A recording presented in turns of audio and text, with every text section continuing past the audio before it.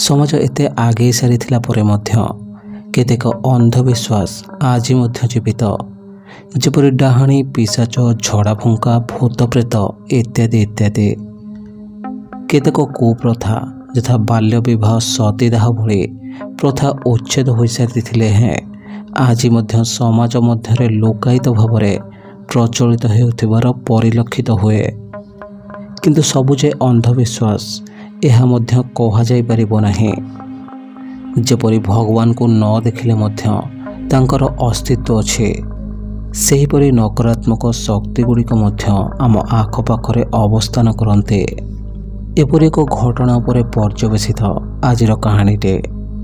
गाँ मधुपुर दिन सारा खूब गहल चहल लोक मानक दिन कटु थाए, किंतु रातिर आगमन सेमानक मनरे भरी देई थाए अहेतुक भय। रातिर नीरवता मधुपुर ग्रामवासी मानक जेपरि समय को निश्चल करि दिए। संध्या होई गले आउ केही पदाकू बाहरु नथिले। सेमानक कथा अनुसार बेल बुड़ी गले कुआडे विभिन्न प्रकार चित्कार शुणा जाए।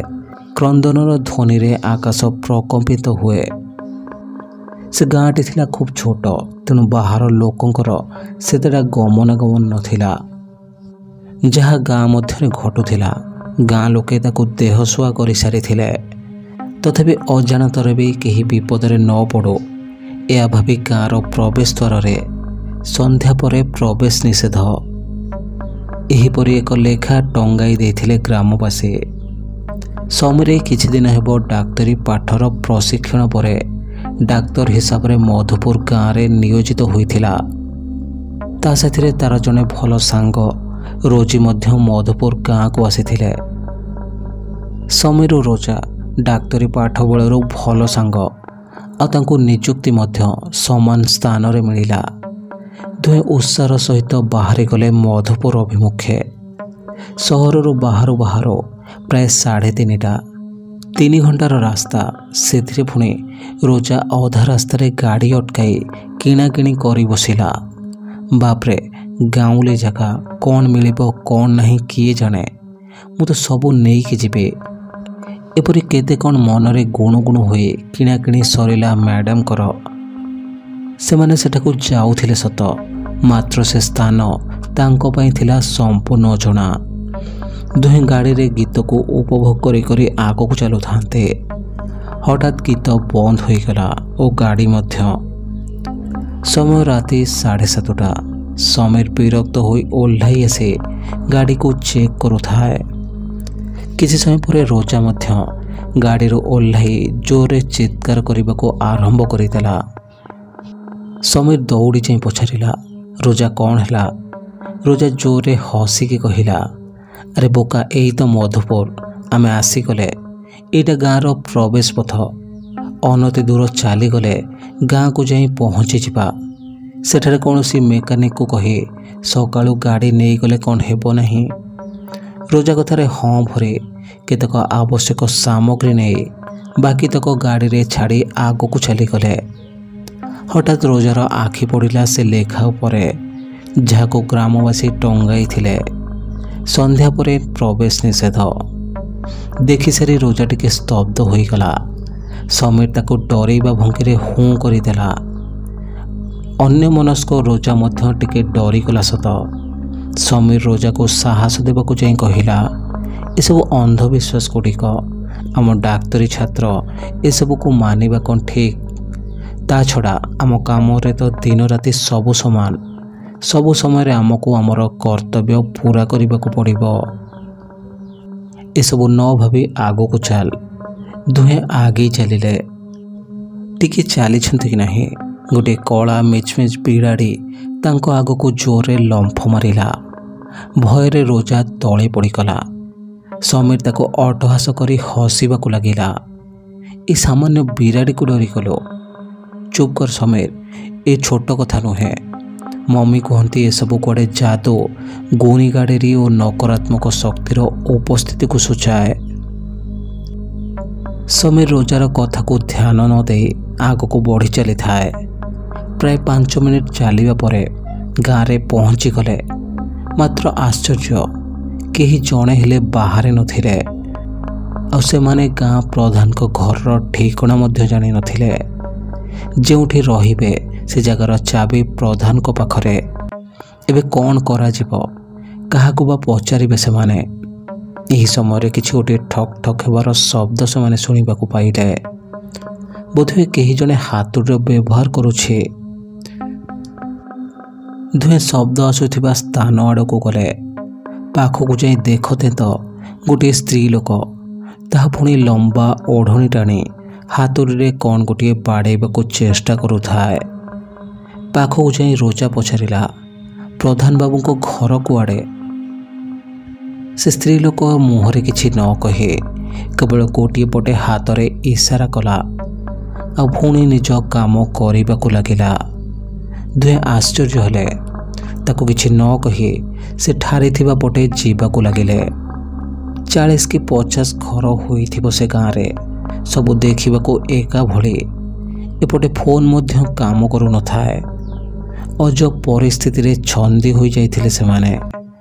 ଏମିତି ଚାଲୁ ଚାଲୁ କେହି ଜଣେ ପଛରୁ ଖୁବ୍ ଧୀର ସ୍ୱରରେ ଡାକିଲା, ଏପଟେ ଶୀଘ୍ର ଆସ।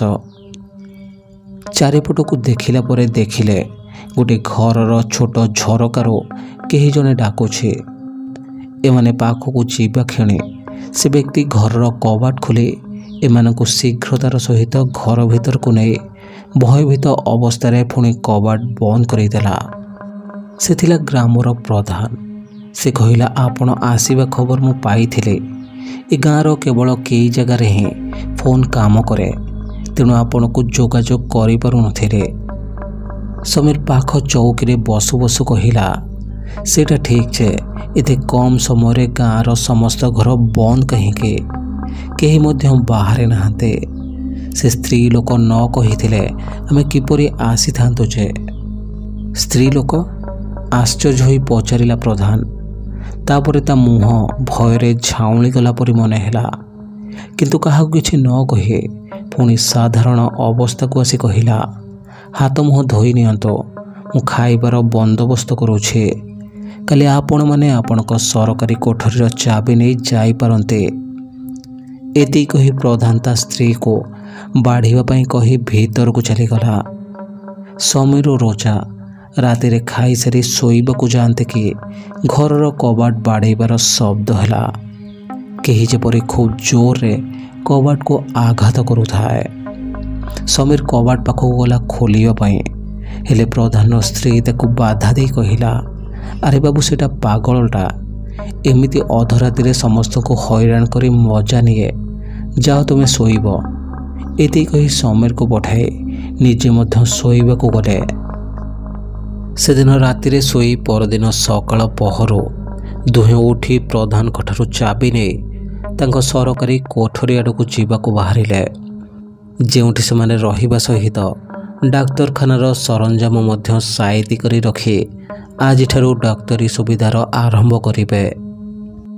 ସେ ଯାହା ହେଉ ପ୍ରଧାନ ଘରୁ ବାହାରନ୍ତେ ପ୍ରଧାନ ପଛରୁ ଡାକିକି କହିଲେ, ସମୀର ବାବୁ, ଆପଣ ଦିନବେଳା ଯାହା କରିବା କଥା କରନ୍ତୁ, କିନ୍ତୁ ସଞ୍ଜ ନଇଁଗଲେ ବାହାରକୁ ବାହାରିବେ ନାହିଁ କି କେହି ଡାକିଲେ ସୁଦ୍ଧା କବାଟ ଖୋଲିବେ ନାହିଁ।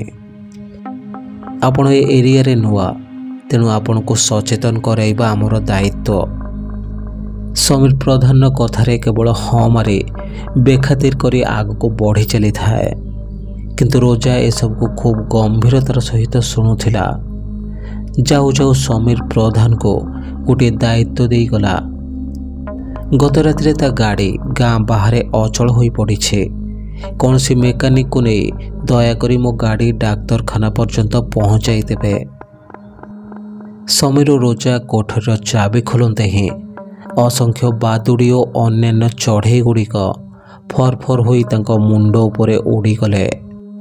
ଆଉ କୋଠରୀ ଭିତରଟା ବୁଢ଼ିଆଣୀ ଜାଲ ଓ ଧୂଳିରେ ଭରପୁର। ଏହି ସମୟରେ ପଛରୁ ଗୋଟିଏ ସ୍ତ୍ରୀ ଲୋକ ଆସି କହିଲା, ଜୁହାର ବାବୁ। ଜୁହାର ଦିଦି, ମୁଁ ପାଖ ଅଞ୍ଚଳର ଆଦିବାସୀ ଝିଅଟିଏ। ଗାଁ ଲୋକେ ମୋତେ ତୁମର ସାହାଯ୍ୟ କରିବା ପାଇଁ ପଠାଇଛନ୍ତି। ଏସବୁ ସଫାସୁତୁରା କରିବେ ଆଉ ତୁମମାନଙ୍କ ସାଙ୍ଗରେ ରହିବେ। ଗାଁ ଲୋକେ ମୋତେ ଦରମା ଦେବେ, ବାକି ଖାନା ପିନା ତୁମର। ରୋଜା ଓ ସମୀର ସବୁ କାମ ତ ଏକା କରିପାରି ନଥାନ୍ତେ, ସେ ସାଙ୍ଗରେ ରହିଲେ ସାହାଯ୍ୟ ବି ତ ହେବ। ସବୁ ଭାବି ରୋଜା ଓ ସମୀର ଦୁହେଁ ସେ ଝିଅଟିକୁ ନିଜ ସାଙ୍ଗରେ ରଖିଲେ। ରୋଜା ପଚାରିଲା, ଆଚ୍ଛା ତୋ ନାଁ କ'ଣ? ବେଣୀକୁ ହଲାଇ ସେ ଝିଅ କହିଲା, ସରଗମ। ମୋ ମା ମୋତେ ସରୁ ଡାକେ। ଏତିକି କହି ସେ ଝିଅଟି ମାନେ ସରୁ ଘର କାମରେ ଲାଗିଗଲା। ଗୋଟିଏ ଘଣ୍ଟାରେ ଘରଟି ଚକଚକ କରିବାକୁ ଲାଗିଲା। ଡାକ୍ତରଖାନା ପ୍ରସ୍ତୁତ ହୋଇସାରିଥିଲା। ଦୁଇଟି କୋଠରୀ ରୋଜା ଓ ସମୀରଙ୍କର, ଆଉ ରୋଷେଇ ଘରେ ସରୁ ଶୋଇବାର ସ୍ଥିର ହେଲା। ଜିନିଷପତ୍ର ସଜାଡ଼ୁ ସଜାଡ଼ୁ ସରୁ କହିଲା, ଜାଣିଛ ନା ଦିଦି, ବହୁ ସମୟ ଆଗରୁ ଏ ଜାଗାରେ ଏନ୍ତା ହସ୍ପିଟାଲଟେ ଥିଲା। ମୋର ମା କହିସ୍, ବାକି କ'ଣ ହେଲା କେଜାଣି ବନ୍ଦ ହୋଇଗଲା। ଆଉ ସେଇ ଦିନଠାରୁ ଏ ଜାଗା ଏନ୍ତା ହିଁ ପଡ଼ି ରହିଥିଲା। ରୋଜା ଆଗ୍ରହ ସହିତ ପଚାରିଲା, ତୋ ଘରେ କିଏ ସବୁ ଅଛନ୍ତି? ଆସିଲା ପରଠାରୁ କେବଳ ମା କଥା କହୁଛୁ, ବାପା ନାହିଁ କି ତୋର? ସରୁ ମୁଣ୍ଡ ତଳକୁ କରି କହିଲା, ନା ବାପା ନାହିଁ। ମୁଁ ଛୋଟ ଥିଲି, ମଦ ପିଇ ପିଇ ସେ ମରିଗଲା। ଏମିତି ସଜାସଜି କରି ପୁରା ଦିନ ବିତି ଯାଇଥାଏ। ସଞ୍ଜ ହେବାକୁ ମାତ୍ର ଆଉ କିଛି ସମୟ ବାକି ଥାଏ। ସରୁ ଦୌଡ଼ି ଯାଇ ଘରର ସବୁ କବାଟ ବନ୍ଦ କରିବା ଆରମ୍ଭ କରିଦେଇଥାଏ। ସମୀର ପଚାରୁଥିଲା, କ'ଣ ପାଇଁ ଝରକା କବାଟ ସବୁ ବନ୍ଦ କରୁଛୁ? ଖୋଲା ରଖ, ପବନ ଆସିବ। ସମୀର କଥାର କିଛି ପ୍ରତ୍ୟୁତ୍ତର ନ ଦେଇ ସରୁ କେବଳ ଝରକା କବାଟ ବନ୍ଦ କରିବାରେ ବ୍ୟସ୍ତ ଥାଏ। ସମୀରର ଉଚ୍ଚ ସ୍ୱରରେ ସରୁ ଡରି ଯାଇ କହିଲା, ନାଇଁ ହେଲେ ସେ ଆସିଯିବ ଯେ। ଏତେ କହି ସରୁ ରାତିର ଖାଇବା ତିଆରି କରିବା ପାଇଁ ରୋଷେଇ ଘରକୁ ଚାଲିଗଲା। ସେପଟେ ପ୍ରଧାନ ମେକାନିକକୁ ନେଇ ଗାଡ଼ି ସଜାଡ଼ୁଥାଏ। ସନ୍ଧ୍ୟାର ଆଗମନ ତାକୁ ମଧ୍ୟ ବିଚଳିତ କରିଦେଉଥାଏ। ମେକାନିକ ମଧ୍ୟ ଆଉ କାମ କରିବାକୁ ମନା କରିଦେଲା। ବଞ୍ଚିଥିଲେ ଏପରି ଅନେକ କାମ କରିବାକୁ ମିଳିବ କହି ଶୀଘ୍ର ତାର ସହିତ ସେଠାରୁ ଚାଲିଗଲା। ପ୍ରଧାନ ଗାଡ଼ିର କିଛି ସାମଗ୍ରୀ ହାତରେ ଧରି ଫେରିବାକୁ ଲାଗିଲା। ସୂର୍ଯ୍ୟ ଅସ୍ତ ହୋଇସାରିଥିଲା, ଆଉ ପ୍ରଧାନ ମଧ୍ୟ ନିଜ ଘରର ବହୁତ ପାଖକୁ ଆସି ସାରିଥିଲା। କିନ୍ତୁ ବୋଧହୁଏ ଭାଗ୍ୟରେ ଆଉ କିଛି ଲେଖା ଥିଲା। ପ୍ରଧାନର କ୍ଷୀଣ ସ୍ୱରର ଚିତ୍କାରରେ ତା ସ୍ତ୍ରୀ ଜାଣିପାରିଲା, ହେଲେ କବାଟ ଖୋଲିବାର ସାହସ ନଥିଲା। ଏଇଟା କାହାର ମାୟା ନୁହେଁ ତ? କିନ୍ତୁ ପ୍ରଧାନ ମଧ୍ୟ ଏପର୍ଯ୍ୟନ୍ତ ଆସିନାହିଁ। ଏୟା ଭାବି ଝରକାର ଛୋଟ କଣାରୁ ଦେଖିବାକୁ ଚେଷ୍ଟା କଲା ସେ। ଯାହା ଦେଖିଲା ଅତ୍ୟନ୍ତ ଲୋମ ଟାଙ୍କୁରା ଚିତ୍ର। ପ୍ରକୃତରେ ସେ ପ୍ରଧାନ ହିଁ ଥିଲା, ମାତ୍ର ପଙ୍ଗୁ ପରି ତଳେ ପଡ଼ି ଛଟପଟ ହେଉଥାଏ। ପ୍ରଧାନ ସ୍ତ୍ରୀ ନିଜକୁ ସମ୍ଭାଳି ନପାରି ଯାଇ କବାଟ ଖୋଲି ପ୍ରଧାନ ପାଖକୁ ଦୌଡ଼ି ଯାଇ ତାକୁ କୋଳାଇ ଧରିଲା। ଆଉ ଯେମିତି ସେମିତି କାନ୍ଧି ଘରକୁ ନେଇ ବିଛଣାରେ ଶୁଆଇ ଦେଲା। କ'ଣ କରିବ ତା ମୁଣ୍ଡ କିଛି କାମ କରୁନଥାଏ। ହଠାତ୍ ତାକୁ ଗୋଟିଏ ବୁଦ୍ଧି ସୁଝିଲା। ପୂଜା ଘରକୁ ଯାଇ କିଛି ସିନ୍ଦୁର ଓ କିଛି ଭଗବାନଙ୍କୁ ଅର୍ପିତ ହୋଇଥିବା ଫୁଲ ଆଣି ପ୍ରଧାନକୁ ଛୁଆଇ ଦେଲା। ଏତିକି କରିବା ପରେ ଯଦିଓ ପ୍ରଧାନ ପୁରା ଭଲ ନ ହୋଇଥିଲା, କିନ୍ତୁ ଟିକେ ଆରାମ ପାଇଲା ପରି ଜଣାଗଲା। ଏବଂ ପର ମୁହୂର୍ତ୍ତରେ ତାକୁ ନିଦ ଆସିବାରୁ ସେ ଶୋଇପଡ଼ିଲା। ପ୍ରଧାନର ସ୍ତ୍ରୀ ସେମିତି ରାତିସାରା ପ୍ରଧାନର ଖଟ ପାଖରେ ଚେଇଁ ରହିଥାଏ। ବାହାରୁ କେତେ କ'ଣ ଶବ୍ଦ ଶୁଣାଯାଉଥାଏ। ତାଙ୍କ ଘରର କବାଟ ମଧ୍ୟ ଜୋରରେ ଠକ୍ ଠକ୍ ଆଘାତ ହେଉଥାଏ। ମାତ୍ର ଆଜି ତାକୁ ଆଉ କିଛି ଶୁଣାଯାଉନଥିଲା। ତାର ସଂସାର ଭାସିବା ଉପରେ ଥିଲା। ଯଦି ପ୍ରଧାନ ଠିକ୍ ନ ହୁଏ ତାହେଲେ କ'ଣ କରିବ ସେ? ଏମିତି ଗତ 8 ବର୍ଷ ତଳେ ସେ ତାର ଏକମାତ୍ର ପୁଅକୁ ହରାଇ ସାରିଛି। ମନା କରିବା ସତ୍ତ୍ୱେ ବିଳମ୍ବ ରାତିରେ ଘରକୁ ଫେରିବା ତାକୁ ମହଙ୍ଗା ପଡ଼ିଥିଲା। ପରଦିନ ପୋଖରୀ କୂଳରେ ସେ ତା ପୁଅର ଶବ ଥିବାର ଖବର ପାଇ ଆଜି ଯାଏ ନିଜକୁ କିଭଳି ସମ୍ଭାଳି ରଖିଛି ସେଇଟା କେବଳ ତାକୁ ହିଁ ଜଣା। ଏମିତି କେତେ କ'ଣ ଭାବୁଥାଏ। ସକାଳ ପାହି ଆସିଲା ବେଳକୁ ତାକୁ ନିଦ ଆସିଗଲା। ସେପଟେ କଲିଂ ବେଲ୍ର ଶବ୍ଦରେ ରୋଜାର ନିଦ ଭାଙ୍ଗିଲା। ଏତେ ସକାଳୁ କିଏ ଯେ? ଆଖି ମଳି ମଳି କବାଟ ପାଖକୁ ଯାଇ ଦେଖିଲା କ୍ଷୀରବାଲା। ସରୁ ଶୋଇଥାଏ। ତାକୁ ନ ଉଠାଇ ନିଜେ ରୋଷେଇ ଘରୁ ତାଟିଆ ନେଇ କବାଟ ପାଖକୁ ଯାଇ କ୍ଷୀର ଦେବାକୁ କହିଲା। ସେ ଲୋକ କ୍ଷୀର ଢାଳିବାକୁ ଲାଗିଲା। ରୋଜା ମଧ୍ୟ ସେତେ ଧ୍ୟାନ ଦେଉନଥାଏ। ଏ କ'ଣ କ୍ଷୀର ତାଟିଆରେ ଭର୍ତ୍ତି ହୋଇ ତଳକୁ ବହିବାକୁ ଲାଗିଲାଣି। ଆଉ କ୍ରମଶଃ କ୍ଷୀର ସବୁ ଲାଲ ଦେଖାଯିବାକୁ ଲାଗିଲା। ସେ ଲୋକ ଗୁଣୁ ଗୁଣୁ ହୋଇ କିଛି କହୁଥାଏ। ରୋଜା ଧ୍ୟାନ ଦେଇ ଶୁଣିଲା ବେଳକୁ ସେ କହିଲା, ଶୀଘ୍ର ଏଠାରୁ ଚାଲିଯାଅ, ନହେଲେ ତୁମର ବି ଏଇ ଅବସ୍ଥା ହେବ ଯାହା ପ୍ରଧାନର ହୋଇଛି। ରୋଜା ଭୟରେ ଦୌଡ଼ି ଭିତରକୁ ଚାଲିଯାଏ। ଭିତରୁ କବାଟ ଜୋରରେ ବନ୍ଦ କରିଦେଲା। ତା ନିଶ୍ୱାସ ପ୍ରଶ୍ୱାସ ଯେମିତି ଆହୁରି ତୀବ୍ର ହୋଇଯାଇଥାଏ। କାନ୍ଥ ଘଣ୍ଟାରେ ଆଖି ପଡ଼େ ତ ଦେଖିଲା ସକାଳ 3ଟା ହେବାକୁ ଆହୁରି 10 ମିନିଟ୍ ବାକି, ମାନେ ମାତ୍ର ରାତି 2:50। ତା ଭୟର ସୀମା ନଥାଏ। ଭାବିଲା ସରୁ ନହେଲେ ସମୀରକୁ ଉଠାଇବ କି ନା, ସେମାନେ ଏସବୁ ଶୁଣି ତା ଉପରେ ହସିବେ। ଏସବୁ ଘଟଣା ପରେ ତାକୁ ଆଉ ନିଦ ହେଲାନି। ତେଣୁ ସେ କେବଳ ସକାଳର ଅପେକ୍ଷାରେ ରହିଥାଏ। କାରଣ ସେ ଲୋକ ପ୍ରଧାନ ବିଷୟରେ କ'ଣ କହୁଥିଲା, କ'ଣ ହୋଇଛି ପ୍ରଧାନର। ସକାଳ ହେଲେ ଜଣାପଡ଼ିବ। ସମୀରକୁ ପୁରା କଥା ନ ଜଣାଇ କେବଳ ଗାଡ଼ି କାମ ହେଲା କି ନାହିଁ ଚାଲ ପ୍ରଧାନକୁ ପଚାରି ଆସିବା। ସେଠାରୁ ଫେରିବା ପରେ ଡାକ୍ତରଖାନା ଖୋଲିବା। ରୋଜା କଥାରେ ହଁ ଭରି ଦୁହେଁ ବାହାରିଲେ ପ୍ରଧାନ ଘର ପଟେ। ଠିକ୍ ବାହାରିବା ସମୟରେ ଗୋଟିଏ ସ୍ତ୍ରୀ ଲୋକ ତାଙ୍କ ଘର ସାମ୍ନାକୁ ଆସି ଜୁହାର ହେଲା। ମୁଣ୍ଡରେ ତାହାର ହାତେ ଓଢ଼ଣୀ। ସମୀର ପଚାରିଲା କ'ଣ ହେଲା। ସେ ସ୍ତ୍ରୀ ଲୋକଟି ମୁଣ୍ଡ ହଲେଇ କହିବାକୁ ମନା କଲା। ସେ କେବଳ ରୋଜା ମାନେ ସ୍ତ୍ରୀ ଲୋକ ସହିତ କଥା ହେବାକୁ ଚାହୁଁଥିଲା। ସମୀର କହିଲା, ଆଚ୍ଛା ହଉ ରୋଜା, ସେ ପେସେଣ୍ଟ ସହିତ ଶୀଘ୍ର କାମ ସାରି ଗାଡ଼ି ପାଖକୁ ଆସ। ମୁଁ ସେଇଠାରେ ଅପେକ୍ଷା କରିଛି। ପ୍ରଧାନ ଘରକୁ ଯିବାର ଅଛି, ଯେପରି ନ ଭୁଲୁ।